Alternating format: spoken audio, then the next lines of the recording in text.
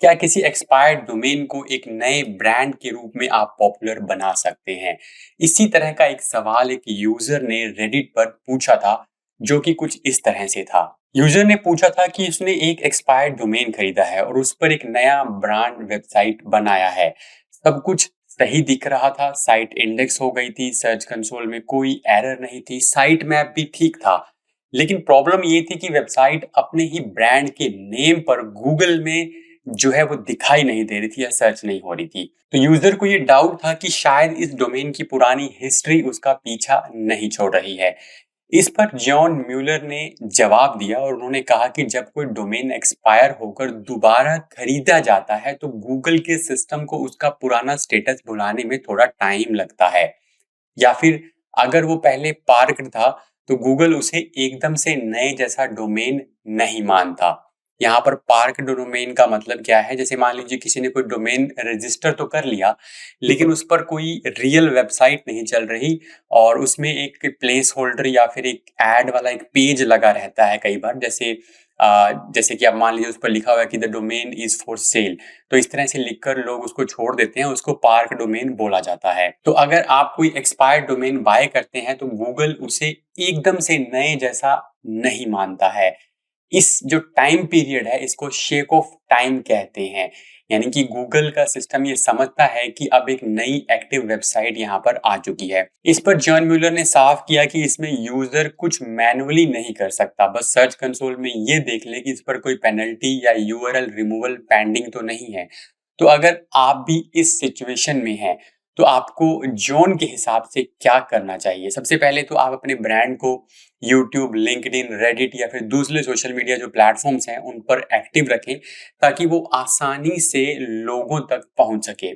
For example, अगर आपकी LinkedIn profile में आपकी वेबसाइट लिंक है तो लोग वहां से भी आपकी वेबसाइट तक जा सकते हैं। या फिर फेसबुक पर और यूट्यूब पर आपने जो है कंपनी का ब्रांडेड प्रोफाइल बनाकर रखा है और अपनी डोमेन को प्रमोट कर रहे हैं, जिससे लोग आसानी से अलग अलग प्लेटफॉर्म से आपके ब्रांड के नेम से आपको ढूंढते हैं और इस तरह से गूगल को भी ये समझ में आ जाता है कि ये कोई नया और एक्टिव ब्रांड अब इस जो डोमेन पर है वो चल रहा है। ऐसे मेरे हिसाब से इसका फायदा अब तक वो लोग भी उठाते रहे हैं जो एक्सपायर्ड डोमेन पर वेबसाइट बना लेते हैं।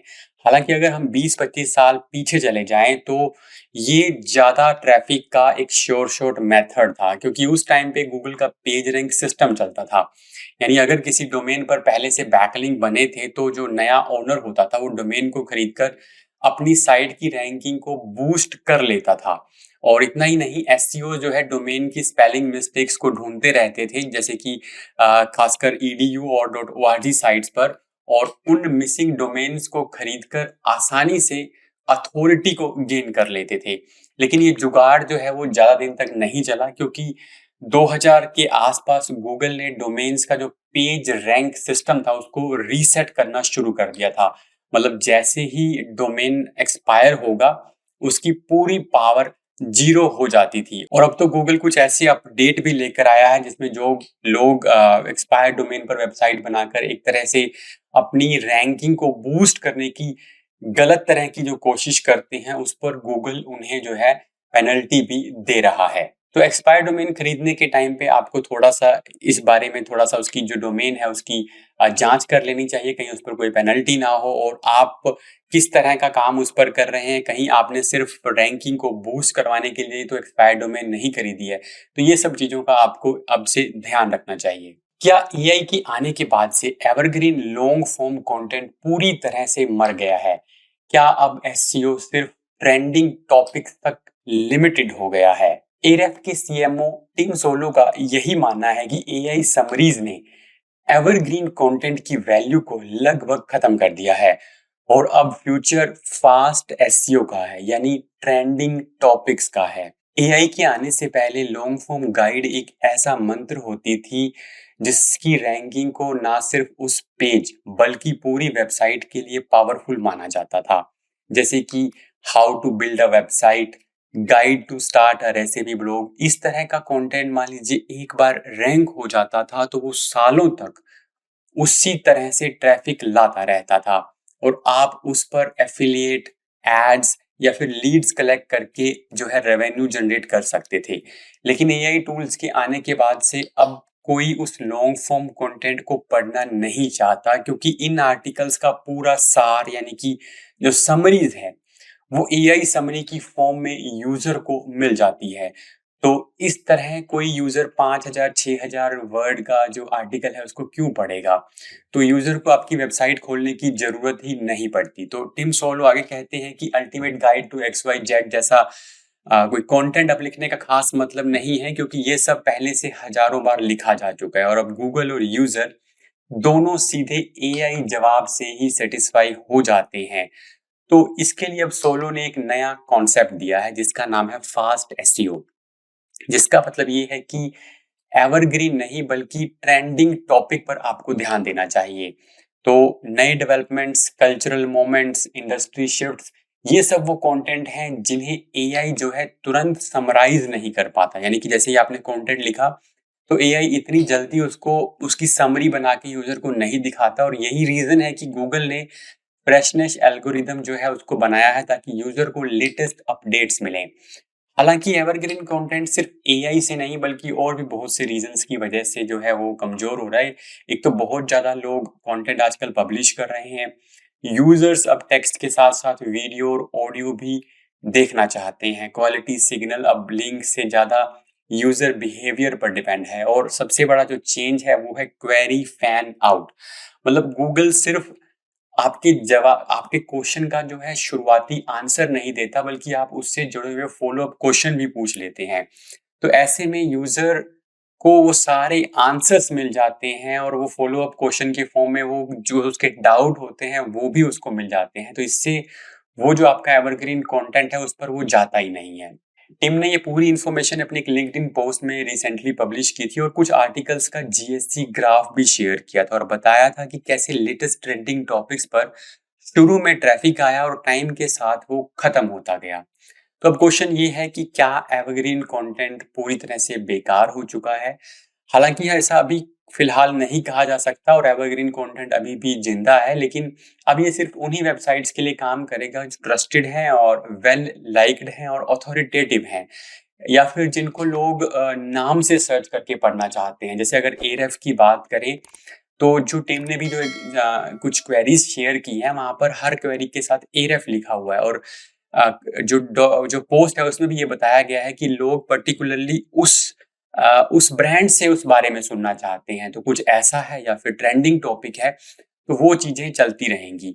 और इसके साथ ही आपने मान लीजिए कोई एवरग्रीन कंटेंट भी लिखा है और तो आपको उसको सालों तक कंटिन्यूअसली अपडेट करते रहना पड़ेगा।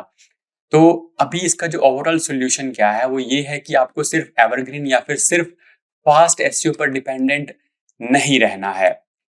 क्योंकि अभी किसी ने जॉन म्यूलर से ये क्वेश्चन भी पूछा था कि क्या हम गूगल डिस्कवर से ट्रैफिक ला रहे हैं और क्या हमें इस पर डिपेंडेंट होना चाहिए। तो वहां पर म्यूलर का एक साफ आंसर था कि आपको कंप्लीटली गूगल डिस्कवर पर भी डिपेंडेंट नहीं होना चाहिए, क्योंकि गूगल डिस्कवर बहुत ही ज्यादा आप कह सकते हैं चेंज होता रहता है। किसी टाइम में तो आपका ट्रैफिक मिलियंस में हो सकता है और हो सकता है कुछ दिनों के बाद वो ट्रैफिक जीरो हो जाए। तो यहाँ पर आपको एक मिक्स जो है बनाकर चलना पड़ेगा एवरग्रीन कंटेंट का और ट्रेंडिंग टॉपिक्स का। ठीक है, क्योंकि ट्रेंडिंग टॉपिक जो है वो इंस्टेंटली ट्रैफिक लेके आएंगे और एवरग्रीन कंटेंट जो है वो लॉन्ग टर्म में ट्रैफिक देता रहता है। तो यहाँ पर मैंने डिस्कवर ऐड किया है। हालांकि ये जो पूरी डिस्कशन हम कर रहे हैं ये फिलहाल सर्च के बेसिस के लिए सर्च के ऊपर कर रहे हैं, बट यहाँ पर अगर आप ट्रेंडिंग टॉपिक्स पे काम करते हैं तो डिस्कवर भी एक अच्छा सोर्स बन सकता है। और आप जो भी ट्रेंडिंग टॉपिक पे काम करें तो आप साथ में जो अपना एवरग्रीन कंटेंट है उसको लिंक कर दें। इससे एक सर्कुलर ट्रैफिक चैनल बन सकता है। तो कहने का मतलब ये है कि आपको दोनों तरह के कंटेंट पे ध्यान देना है। फास्ट एसईओ और एवरग्रीन दोनों का एक बैलेंस बनाकर आपको चलना है। क्या आप गूगल सर्च से ही रेस्टोरेंट बुकिंग करना चाहते हैं? अब आपको अलग-अलग ऐप्स या वेबसाइट पर जाकर ये झंझट करने की जरूरत नहीं है, क्योंकि गूगल ने अपने एआई मोड में एक नया फीचर लॉन्च किया है, एजेंटिक कैपेबिलिटीज, जो आपके लिए ये पूरा काम खुद से कर देगा। गूगल की वीपी प्रोडक्ट रोबिस 10 ने एक्स पर अनाउंस किया है कि अब यूएस के सभी यूजर सर्च लैब में इस फीचर को यूज कर सकते हैं।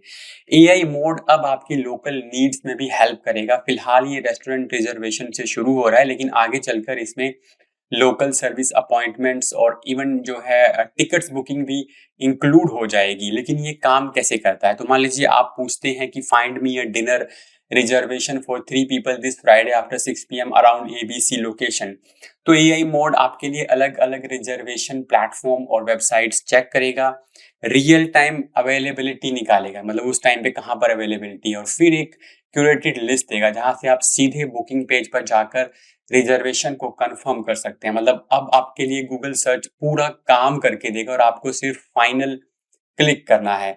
अभी फिलहाल ये फीचर सिर्फ यूएस में है और इंग्लिश लैंग्वेज में अवेलेबल है और सिर्फ उन यूजर्स के लिए है जो 18 प्लस हैं और सर्च लैब में जिन्होंने ऑप्ट इन किया हुआ है। तो अगर आप यूएस में हैं तो इस फीचर को यूज करने के लिए labs.google.com/search/experiment/43 पर जाकर इसको टेस्ट कर सकते हैं। मैं लिंक यहाँ पर नीचे डाल दूंगा। गूगल का विजन है कि एआई सिर्फ सवालों का जवाब देने तक लिमिटेड ना रहे, बल्कि आपके लिए काम भी करे। तो आज फिलहाल के लिए रेस्टोरेंट बुकिंग कर रहा है, लेकिन कल को ये डॉक्टर अपॉइंटमेंट, प्लम्बर सर्विसिंग और कॉन्सर्ट टिकट भी बुक करेगा। यानी सर्च अब सिर्फ इंफॉर्मेशन इंजन नहीं बल्कि एक्शन इंजन बन जाएगा। हालांकि चैट जीपीटी ने ये एजेंटिक कैपेबिलिटीज काफी टाइम पहले ही लॉन्च कर दी थी, लेकिन उसमें एक वर्चुअल पीसी बिल्ड होता था जो कि एक तरह का झंझट जैसा था।